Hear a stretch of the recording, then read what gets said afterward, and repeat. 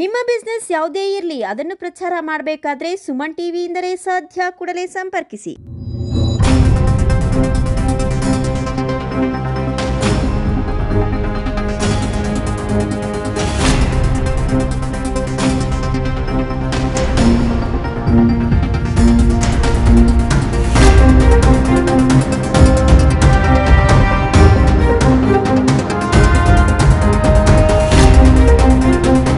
ಗೌರಿಬಿದನೂರು ಲೋಕಾಯುಕ್ತ ಬಲೆಗೆ ಬಿದ್ದ ಸರ್ವೆ ಅಧಿಕಾರಿ.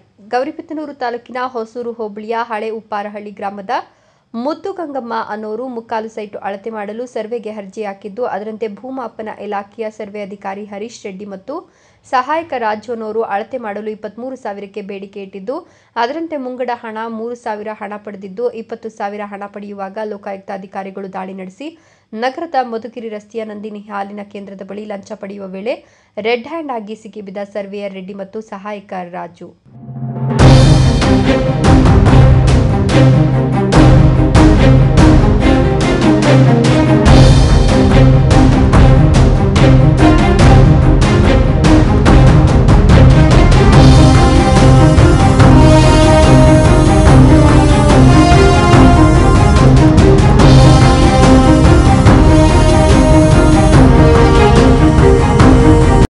ಹಳೆ ಉಪ್ಪಾರಹಳ್ಳಿ ಮುದ್ದುಗಂಗಮ್ಮ ಅವರ ಮುಕ್ಕಾಲು ಸೈಟನ್ನ ಸರ್ವೆ ಮಾಡಲಿಕ್ಕೆ 25,000 ರೂಪಾಯಿಗೆ ಬೇಡಿಕೆ ಇಟ್ಟಿದ್ದು, ಇನ್ನು ಕರೇಕಲ್ಲಹಳ್ಳಿಯ 65,000 ಬೆಲೆ ಬಾಳುವ ಮುಕ್ಕಾಲು ಸೈಟು ಇದಾಗಿದ್ದು, ಈ ಜಾಗಕ್ಕೆ 23,000 ರೂಪಾಯಿ ಲಂಚಕ್ಕೆ ಬೇಡಿಕೆ ಇಟ್ಟಿದ್ದು, ಜಮೀನಿನ ಸರ್ವೆ ಸ್ಕೆಚ್ ಮಾಡಲು 25,000 ಹಣಕ್ಕೆ ಭೂಮಾಪನಾಧಿಕಾರಿ ಬೇಡಿಕೆ ಇಟ್ಟಿದ್ರು. ಈ ವೇಳೆ 20,000 ಹಣ ಸ್ವೀಕರಿಸುವ ವೇಳೆ ಲೋಕಾಯುಕ್ತರ ಬಲೆಗೆ ಬಿದ್ದಿದ್ದು, ಮುಂಗಡವಾಗಿ 3,000 ಹಣವನ್ನು ಸಹ ಪಡೆದಿದ್ರು.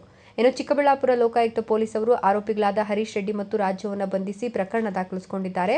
ಎಸ್ಪಿ ಆಂಟೋನಿ ಜಾನ್ ಮಾರ್ಗದರ್ಶನದಲ್ಲಿ ಡಿವೈಎಸ್ಪಿ ವೀರೇಂದ್ರ ಕುಮಾರ್ ನೇತೃತ್ವದಲ್ಲಿ ದಾಳಿ ನಡೆಸಿದ್ದು, ಇನ್ಸ್ಪೆಕ್ಟರ್ ಶಿವರಾಜ್ ಕುಮಾರ್, ನಿರ್ಮಲಾ, ಗುರು, ರಾಮಚಂದ್ರ, ಲಿಂಗರಾಜು, ಅರುಣ್ ಕುಮಾರ್, ನಾಗರಾಜು, ಪ್ರಕಾಶ್ ಈ ಒಂದು ದಾಳಿಯ ಸಂದರ್ಭದಲ್ಲಿ ಹಾಜರಿದ್ದರು.